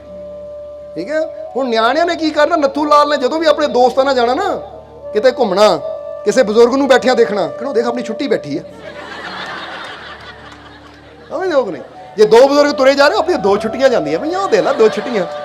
ठीक है, तो फिर किसी ने पूछना नत्थू लाल हुणी कदों है? बस जल्दी होने वाली है, फिक्र ना कर, जल्दी होने वाली छुट्टी। और असीं कहांगे आ सारियां छुट्टियां ही बैठियां इत्थे। हाँ, कोई 10 साल बाद छुट्टी होनी है, कोई 20 साल बाद होनी, पर छुट्टी सारियां दी। इस तो पहला कि छुट्टी हो जाए, कोई सीख लईए इस जिंदगी रूपी स्कूल दे विचों। सीखने ही तो आए हैं, असीं समझने तो आए हैं। इस तो पहला कि पक्की छुट्टी हो जाए ना, जीवन च कोई ऐसी शिक्षा ले लो, हसना सीख लो, मुस्कुराना सीख लो, खुद भी खुशी ना जियो तो दूजिया की भी खुशी नाल जीण च मदद करिए। कि जियो और जियो नहीं, ये गल नहीं बनती। जियो और जीने तो काफ़ी नहीं है, जियो और दूसरों की जीने में हेल्प करो, मदद करो, दूजिया को खुशियां देने च मदद करो, मज़ा तो फिर आएगा। जियो और जीने तो जानवर भी करते, एक चिड़ी ने अपना दाना खाता खा के बह गई, दूजी ने अपना खाता खा के बह गई, फिर तो जानवरों बंदियां च फर्क ही रह गया। आप भी जियो और दूजिया की जीण में हेल्प भी करो, दूजिया का साथ भी दिओ। कोई उदास है उन्होंने हिम्मत दिओ, कोई निराश है उन्होंने हौसला दिओ। क्योंकि जिद्दां दस्सिया कि तुहाडे 2 बोल प्रेम और विश्वास वाले दूजे की जिंदगी नूं, दोजी यानी दुध वाले दे 2 बोलां नहीं, चैरल की जिंदगी नूं बदल दिता। कित्थे उदास सी, कित्थे उहदे अंदर कॉन्फिडेंस आ गया कि मैं मिस अमेरिका बनना है। इदां अज तुहानूं असीं भी कह रहे हैं, तुसीं कमज़ोर नहीं हो, तुसीं जित सकते हो, तुसीं कामयाब हो सकते हो, सफल हो सकते हो, क्योंकि तुहाडा मालिक तुहाडे। बस विश्वास रखना है, डरना नहीं है। और 2 अक्तूबर नूं हुम हुमा के सारे ने पहुँचना है और ये खुशियां भरे दिन का आनंद लेना है और मालिक दी रहमतां प्राप्त करके अपना जीवन सफल बनाना है। और हुण इन्हां वचनां नाल ही इस सत्संग की समाप्ति करांगे और अंत में यही उस मालिक के चरणों च अरदास बेनती करांगे कि मालिक तुहानूं सब नूं नाम नाल जुड़न की ताकत देण, नाम जपण की ताकत देण, तुहानूं सेवा सिमरन करन दा, नेक मार्ग ते चलण दा मालिक बल बख्शण और तुहाडे सब दे दिलां च सच्चा प्रेम, सच्चा विश्वास, हिम्मत, हौसला मालिक पैदा कर देण। और आने वाला समा तुहाडे वास्ते खुशियां, कामयाबी, सफलता भरिया होवे, तुहाडीआं तकलीफां, दुखां, दर्दां नूं मालिक दूर करन और तुहाडे सब ते अपनी कृपा, दया, मेहर, रहमत, बख्शिश हमेशा मालिक बनाए रखन। यही साडी उस मालिक के चरणों च अरदास बेनती है। और हुण अंत विच तुहाडे सब दे अंदर वसदे उस मालिक नूं असीं प्रणाम करदे हां। साडा प्रणाम स्वीकार करो। जय मालकां दी। जय करा सच्चे सत